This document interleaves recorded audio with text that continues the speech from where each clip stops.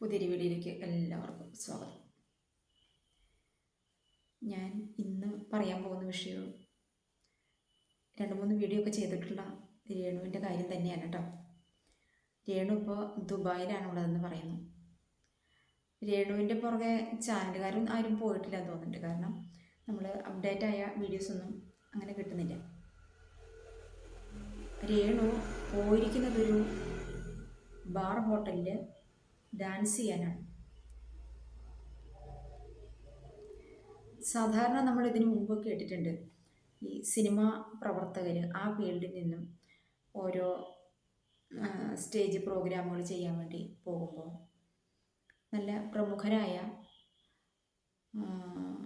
എന്താ പറയുക, നല്ല ഇരുത്തം വന്ന നടികൾ അവരുടെ റൂമുകളിൽ ഒക്കെ പല സാഹചര്യത്തിലും പലരും പറഞ്ഞു കേട്ടിട്ടുള്ളതാണ്, രാത്രിയാകുമ്പോൾ പാതിരാത്രിയാകുമ്പോൾ ഡോറിൽ വന്ന് മുട്ടും അത്രേ ഇതിൻ്റെ അണിയറ പ്രവർത്തകർ, ഇതിൻ്റെ സംഘാടകർ. അങ്ങനെ തിക്താനുഭവം ഉള്ള പല നായിക നടിമാരും നമുക്കുണ്ട്. അങ്ങനെ ഇരിക്കുകയാണ് ഈ പെൺകുട്ടി, ഈ ഒന്നും അറിയാത്ത പൊട്ടി പെൺകുട്ടി, അങ്ങനെ തന്നെ വേണം പറയാനായിട്ട്. ആ കുട്ടി അങ്ങോട്ട് പോയിരിക്കുകയാണ്. അതിന് നല്ലൊരു പിന്തുണ കൊടുക്കാനായിട്ട് ഫാമിലിയിലൊന്നും ഒരാളും ഉള്ളതായിട്ട് നമുക്കറിയത്തില്ല. ഒരു ചേച്ചിയുണ്ട്, അമ്മയുണ്ട്, അച്ഛനുണ്ട്, ഇത്രയൊക്കെ നമുക്കറിയുള്ളൂ അല്ലേ. ചേച്ചി അമ്മയും കഴിഞ്ഞ ദിവസം എയർപോർട്ടിൽ യാത്ര അയക്കാൻ വേണ്ടി ചെന്നിട്ടുണ്ടായിരുന്നു. അപ്പോൾ ഇതുപോലെ ചാനലുകാർ ഓടി ചെന്ന്, അവരിങ്ങനെ പിന്നാലെ നടക്കുകയാണല്ലോ, ഓടി ചെന്ന് വിശേഷങ്ങൾ ചോദിക്കുകയാണ്. രേണുവിൻ്റെ അമ്മയായതിൽ അഭിമാനമുണ്ടോ? അമ്മയോട് ചേച്ചിയോട് ചോദിക്കുന്നു, ചേച്ചി ആയതിൽ അഭിമാനമുണ്ടോ? എന്താണ് രേണുവിനെ കുറിച്ച് പറയാനുള്ളത്? അപ്പോൾ എനിക്ക് ഇത്രയ്ക്കൊന്നും തോന്നിയില്ല കേട്ടോ. പിന്നീടാണ് അറിയണത്, ബാറിൽ ഡാൻസ് ചെയ്യാൻ വേണ്ടിയിട്ടാണ് രേണു ഇവിടുന്ന് പോയിട്ടുള്ളത്. ബാറ്, നമ്മുടെ നാട്ടിലത്തെ ബാറുകളെ പറ്റി തന്നെ നമുക്ക് പേടിയാലേ പലർക്കും. ബാറിൽ റെസ്റ്റോറൻറ്റ് കൂടിയിട്ട് ഭക്ഷണം കഴിക്കാനൊക്കെയുള്ള സൗകര്യങ്ങളുള്ള ബാറുകളുണ്ട്. പക്ഷെ അവിടെ പോലും നമ്മൾ ലേഡീസ് ആരും സാധാരണ ഗതിയിൽ പോകാറില്ല. പിന്നെ നല്ല ഹൈ ലെവൽ ടീമുകൾ, രാത്രിയിലൊക്കെ ഇങ്ങനെ ഇറങ്ങി നടന്ന് ഭക്ഷണം കഴിക്കുന്ന ആളുകൾ, അങ്ങനെയൊക്കെ അല്ല, അങ്ങനെയൊരു സൊസൈറ്റി, അങ്ങനെയൊരു ടീമുണ്ട്. അപ്പോൾ നമ്മൾ അതിലൊന്നും പെടില്ല. അപ്പോൾ അങ്ങനെയുള്ളവർക്ക് അതിലൊക്കെ പോകാനും എന്താ ഏതാന്നൊക്കെയുള്ള കാര്യങ്ങളൊക്കെ അവർക്കറിയാം. നമ്മൾ സാധാരണ ആളുകൾക്ക് ബാറിൽ പോയി ഫുഡ് കഴിക്കുക എന്ന് പറഞ്ഞാൽ, പിന്നെ നമ്മുടെ കുടുംബത്ത് അതുപോലെയുള്ള ആണുങ്ങളൊക്കെ ഉണ്ടെങ്കിൽ ബാറിലൊക്കെ പോയിട്ട് അത് കൈകാര്യം ചെയ്യാനായിട്ട് അറിവുള്ള ആണുങ്ങളൊക്കെ ഉണ്ടെങ്കിൽ നമുക്ക് ആ കൂടെ പോകാം. പിന്നെ ലേഡീസ് തന്നെ പോകുന്നവരുണ്ട് കേട്ടോ. അപ്പോൾ പക്ഷേ എനിക്ക് പേടിയാകും സത്യം പറഞ്ഞാൽ. കാരണം നമ്മുടെ നാട് വിട്ട്, നമ്മുടെ നാട്ടിൽ തന്നെ ആയിക്കോട്ടെ, പെൺകുട്ടികളൊന്നും സേഫ് അല്ലാന്നേ. നമുക്ക് നമ്മുടെ ശരീരത്തിൽ നമ്മളുടെ ഇഷ്ടമല്ലാതെ ആരും തന്നെ സ്പർശിക്കുന്നത് നമ്മുടെ ആത്മാഭിമാനത്തിനെ വ്രണപ്പെടുത്തുന്ന ഒരു കാര്യമാണ്. സാധാരണഗതിയിൽ നമ്മളെ ഒരു തോളത്ത് പോലും ചിലപ്പോൾ ഒന്ന് തട്ടുന്നത്, അത് നമുക്ക് സഹിക്കാൻ പറ്റാവുന്ന ഒരു കാര്യമല്ല. അങ്ങനെ ഇരിക്കെ ഇപ്പം നമ്മുടെ തന്നെ നാട്ടിലാണ്, പറയാം, നാട് ഉദ്ദേശിക്കുന്ന കേരളത്തിൽ തന്നെ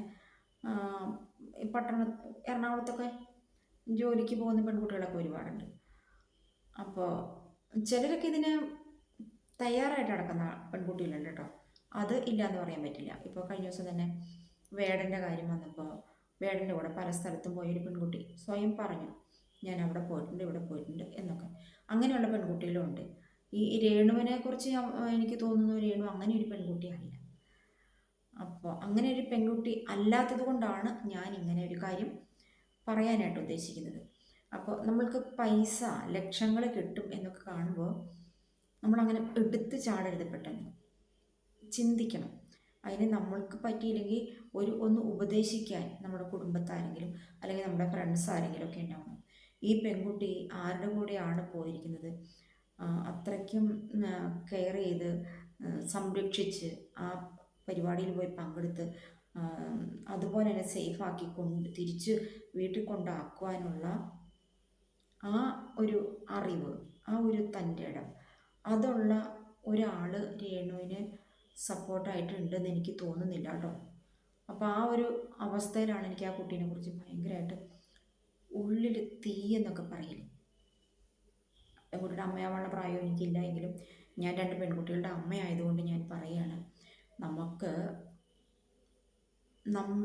കൈവിട്ടു പോയാൽ, അതായത് ഒരു റൂമിൻ്റെ ഉള്ളിലായിട്ട് ആ ഡോർ ഒരാൾ വന്ന് ലോക്ക് ചെയ്താൽ കഴിഞ്ഞു, അവിടെ കഴിഞ്ഞു. നമ്മൾ ഒച്ച വെച്ചിട്ട് ഒരു കാര്യവുമില്ല. നമ്മളെ രക്ഷിക്കാൻ അവിടെ ആരുമില്ല, നമ്മുടെ നാട്ടുകാരില്ല, നമ്മുടെ അയൽവാസികൾ, നമ്മൾ ചുറ്റിപ്പറ്റിയുള്ള ആരുമില്ല.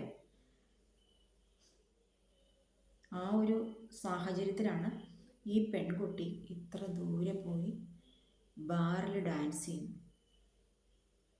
അവിടെ തന്നെ എന്താണ് സംഭവിക്കുക എന്നൊന്നും നമുക്ക് നോർമൽ വ്യക്തികൾക്ക് ചിന്തിച്ചാൽ ഒന്നും സംഭവിക്കാതിരിക്കട്ടെ. അത്യാവശ്യം വർക്കുകളൊക്കെ ഇവിടെ തന്നെ ഉണ്ടായിരുന്നു ആ കുട്ടിക്ക്. ഇതൊരു അതിമോഹമല്ലേ? രേണുവിൻ്റെ ഇപ്പോഴത്തെ ആ ഒരു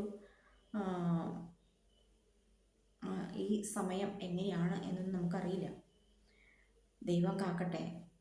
പോയതുപോലെ തന്നെ തിരിച്ചു വരാനുള്ള ഒരു സാഹചര്യം ആ കുട്ടിക്ക് ഉണ്ടാവട്ടെ. അതിന് വേണ്ടിയിട്ട് ഞാൻ പ്രാർത്ഥിക്കുന്നു. എനിക്ക് കാരണം അത്ര ടെൻഷനാണ്. ആ കുട്ടി ഒന്നാമതൊരു നരിന്ത് പോലെ ഇത്തിരി ഉള്ളൊരു പെൺകുട്ടിയാണ്. അത് വളവളാന്നൊക്കെ എന്തെങ്കിലും പറയും എന്നല്ലാണ്ട് ഒരു സിറ്റുവേഷൻ വന്നാൽ അതിനെ എങ്ങനെ മറികടക്കാം എന്ന് ഉള്ള ഒരു അറിവും ബോധവും ആ കുട്ടിക്കില്ല. അതാണ് ഞാനീ പറഞ്ഞു വരുന്നത്. അപ്പോൾ ഓരോ ഓഫറുകളും നമുക്ക് വരുമ്പോൾ വെച്ച് നീട്ടാൻ പലരും ഉണ്ടാവും.